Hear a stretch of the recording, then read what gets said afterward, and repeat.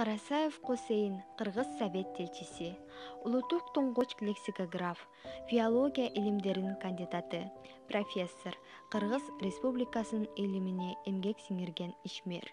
1901 жылдын 5 январында азыркы Ысык-Көл областынын Төп районуна караштуу Кең Суу айылында орто чарба үй-бүлөдө төрөлгөн.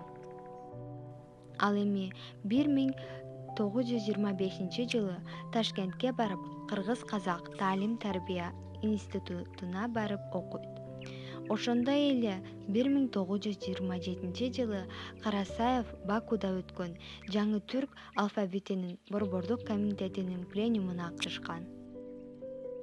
1931-1940 жылдары Кыргыз маданий курулуш илимий изилдөө институтуна илимий кызматкер болуп кирген.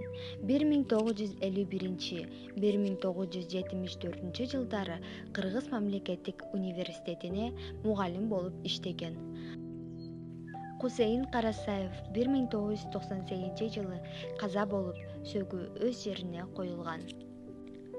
Анын сыйлыктары: Кызыл Туу ордени, Манас ордени, Эл аралык даанышман сыйлыгы, Кыргыз Республикасынын эмгек сиңирген ишмери жана башка ушул сыяктуу сыйлыктарды алган.